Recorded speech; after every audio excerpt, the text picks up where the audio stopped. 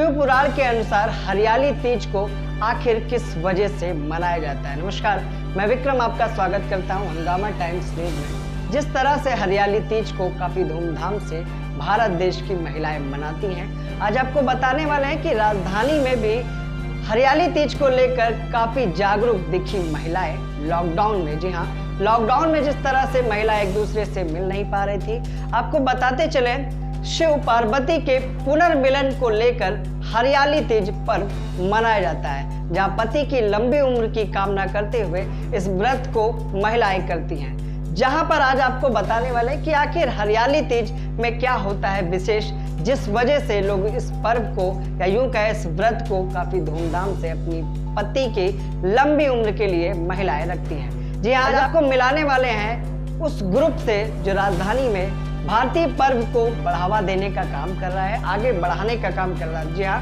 हम बात करने वाले हैं संगनी ग्रुप की, जिन्होंने हरियाली तीज का महत्व बताया और ये भी बताया कि हरियाली तीज का व्रत करने से महिलाओं को आखिर क्या मिल सकता है और किस तरह से शिव पुराण के अनुसार जिस तरह से बताया गया है कि शिव पार्वती के पुनर्मिलन पर इस विवाह को रखा जाता है, जहां पर वैवाहिक जीवन को सुखद करने के लिए भी इस व्रत की एक अनोखी महत्व भी है। देखिए एक विशेष रिपोर्ट कि किस तरह से संगनी ग्रुप ने लॉकडाउन में भी इस तीज को मनाया।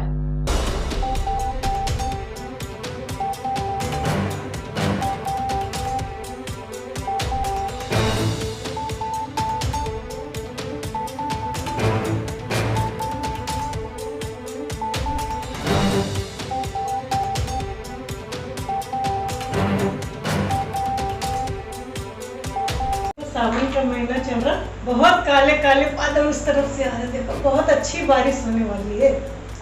भाभी सब चक्कर बदरिया का ही तो है।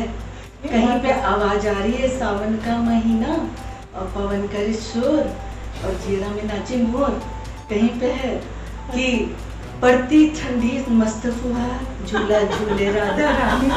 तो कोई जनी गा रही है कि झूला जरा धीरे से झूलाओ सुकुमारी पिया है।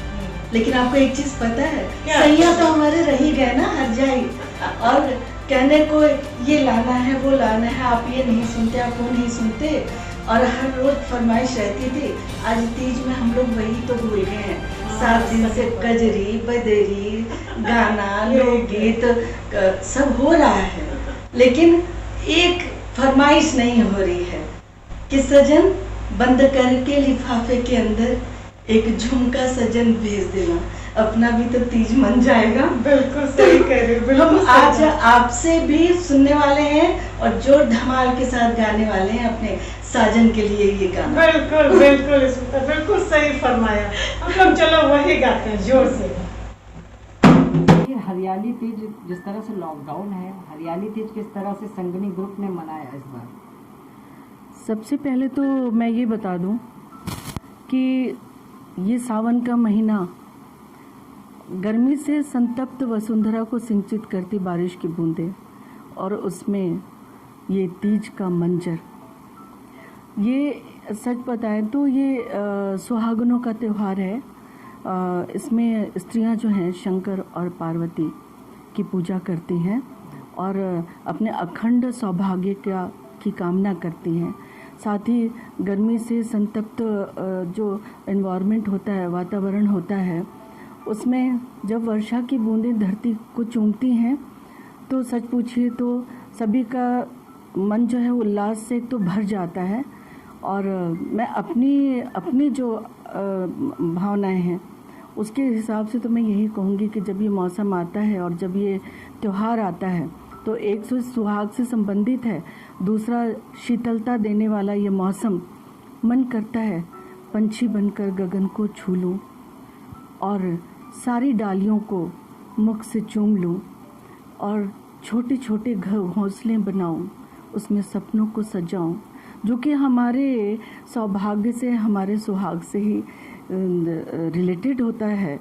पति के लिए ही ये त्यौहार होता है। तो उन सपनों को जो उनके द्वारा ही हम साकार करते हैं, इच्छा होती है कि उनको पलकों में बसा लूं, और साथ ही साथ मन इतना उमंग से भर जाता है इस त्यौहार में कि जो ठहरी हुई हरी घास पे वर्षा की बूंदें हैं, जी चाहता है उनको पैरों से उछालूं और हथेलियों में उन सारी बूंदों को समेट लूं और खुद को भिगो लूं, और इसके साथ ही अपने तन मन को सिंचित करते हुए इस त्योहार को पूरी तरह से सुहागिनें 16 श्रृंगार करती हैं, पूजा स्थल अच्छे से सुसज्जित करती हैं, शंकर पार्वती की मूर्ति स्थापित करती हैं, तरह तरह के पकवान से अपने भोग तैयार करती हैं और व्रत रहती हैं। साथ ही इसमें एक प्रथा भी है कि सुहागिनें सुहाग दान करती हैं। तो उसमें जो है मतलब वो जैसे सुहाग पिटरिया, उसमें सुहाग की सामग्रियां बिंदी सिंदूर आदि रखकर और वो गोद भरती हैं। तो इस तरह से ही अपने व्रत को संपूर्ण करके और अपने पति के हाथों से ये अपना व्रत तोड़ती हैं और अखंड सौभाग्य की कामना करती हैं। अच्छा स्मिता जी बताएं कि आखिर जिस तरह से लॉकडाउन वैश्विक महामारी है, आपका संगनी ग्रुप हर बार इस तीज त्यौहार को काफ़ी धूमधाम से मनाता था, सारी महिलाएं एकत्रित होती थी। इस बार किस तरह से तीज आप लोगों ने मनाई? इस बार तो मैं ये सच बताऊं, ये कहूँगी कि मैंने कोरोना को मात दी है। उसकी जितनी तकलीफ़ों को पहले तो एकत्र करके एक साइड में कर दिया था हम लोगों ने, और जैसा कि हमें निर्देश था कि हम जो है लॉकडाउन है, योगी जी ने स्ट्रिक्टली बोला था कि इसको फॉलो करना है, और सभी डॉक्टर्स अधिकारी जो भी इसमें संलग्न थे उन्होंने इस बात पे बहुत जोर दिया था कि घर से बाहर नहीं निकलना है। लेकिन हम कहाँ चुप रह सकते थे। शालीनता के साथ उन सब चीज़ों को फॉलो करते हुए हम घर में ही हमने खुद उसी तरह से श्रृंगार किया, उसी तरह से मंडप सजाया और उसी तरह से जैसे कि गीत नृत्य के साथ इस त्यौहार को हम मनाते थे। तो अलग अलग घरों में हमने अपने अपने घरों में हमने वो सारी चीज़ें जो इस त्यौहार के लिए ज़रूरी थी वो सारी चीज़ें हम लोगों ने भरपूर की। हम लोगों ने सावन के गीत गाए और नृत्य परफॉर्मेंस दिया। ऑनलाइन मेरे पास सभी के परफॉर्मेंसेस आए और उसके साथ ही मतलब हम लोगों ने ये डिसाइड किया कि हम ये प्रतियोगिता जो के रूप ही हम लोगों ने दिया है।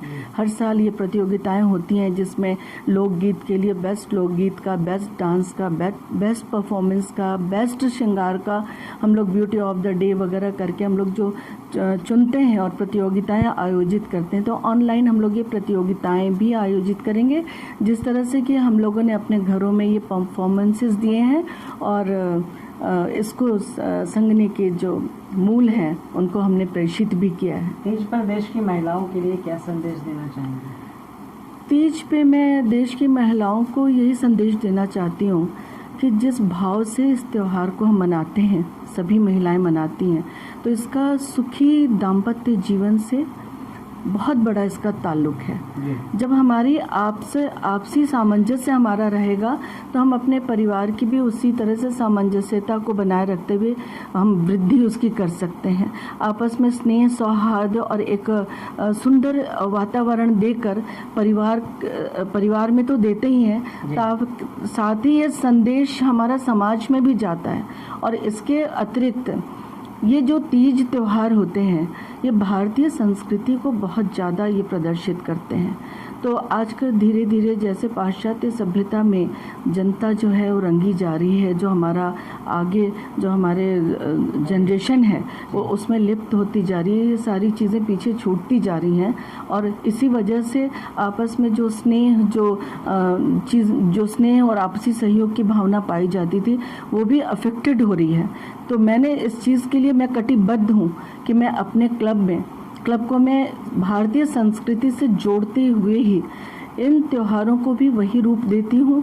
और चाहे वो किसी भी रूप में हमको किसी भी तरह से उसको सेलिब्रेट करना पड़े, लेकिन अपनी भारतीय संस्कृति का दामन मैं कभी नहीं छोड़ती।